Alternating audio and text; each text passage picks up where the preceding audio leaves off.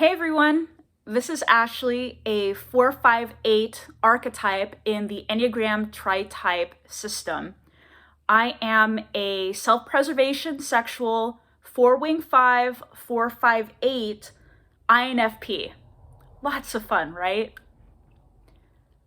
In this presentation, sometimes I can speak slowly, so I invite you to click on the gear so that you can speed up the playback speed if you wish. Today I want to talk about the Scholar Iconoclast 458 tri-type with a focus on the 4 core. So that is the 458 and the 485. However, you're going to see a lot of overlap because already the tri-type is very specific. This tri-type, among the 27 tri-types, is the darkest.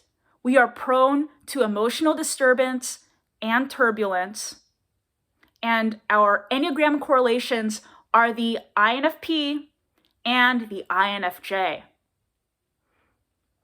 We have our superpowers too. We have a special life purpose. We love to passionately follow our muse, discovering what is innately human, what makes people tick. Often this is psychology, gathering unique information and seeing the connections between the information, forming strong opinions and loving to share our findings. We are strategic thinkers who enjoy and thrive and get a lot out of solving problems, especially in a way that is skeptical of societal norms and challenges what is conventional. With the strengths of the 458, there are also special weaknesses or challenges. The first is the duality, or the enigma, the paradox within this individual. You have the cerebral energy of the 5, the mind, that makes the 458 come across as calm. And yet in the inside, that 4 energy is still there. So inside, the person is intense.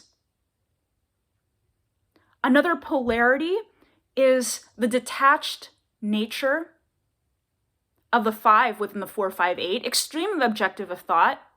Contrast this with the attached and even clingy energy of the 4 within the 458, extremely subjective of emotion.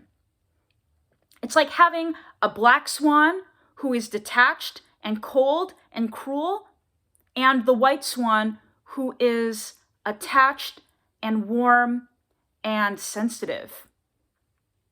This is the war that can exist between the mind and the heart.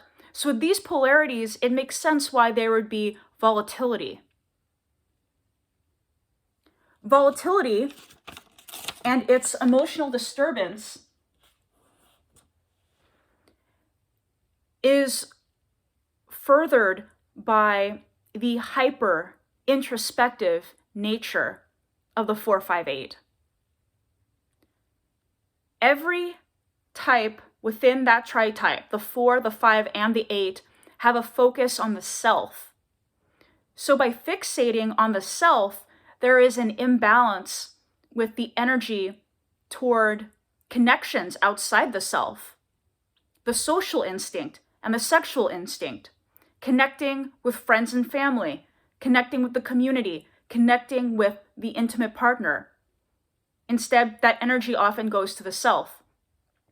But by investing more energy across all 3 instincts, we have more of a healthy balance, and the 458 can be more grounded.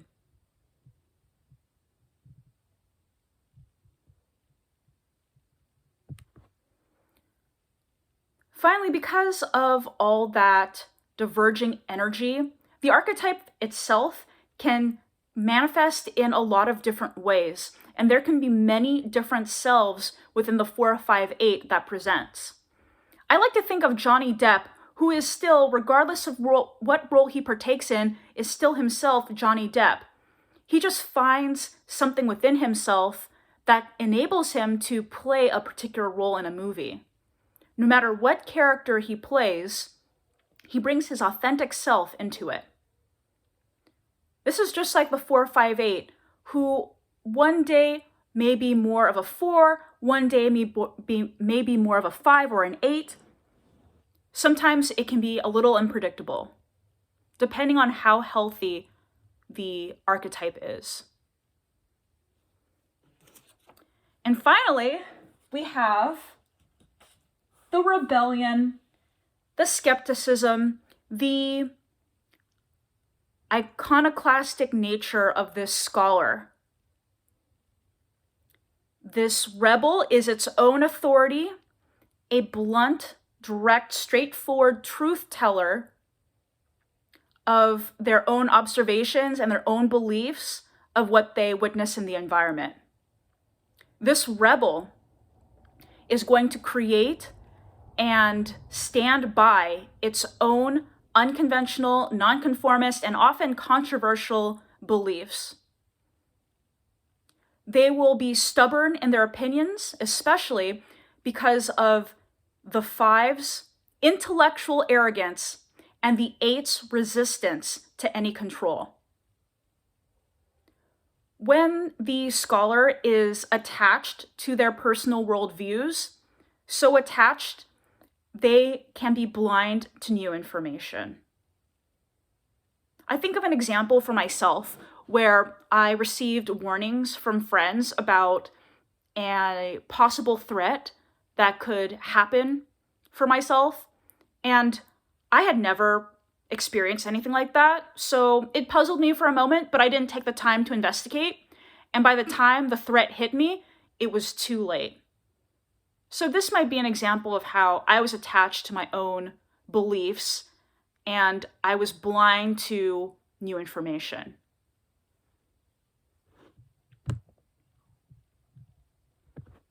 What can a 458 do to be the best individual it can be for itself and for the world? Their growing edge is to simply be and connect. Studying information is not the same as actually being wise. So by balancing out the need to overanalyze one's feelings and thoughts and knowledge, just by being your authentic self, you connect with your higher self and you can acquire true knowledge and true wisdom. I got a lot out of researching this, even just with a few sources. Please add to the comments any questions I can try to answer, as well as any information you want to add.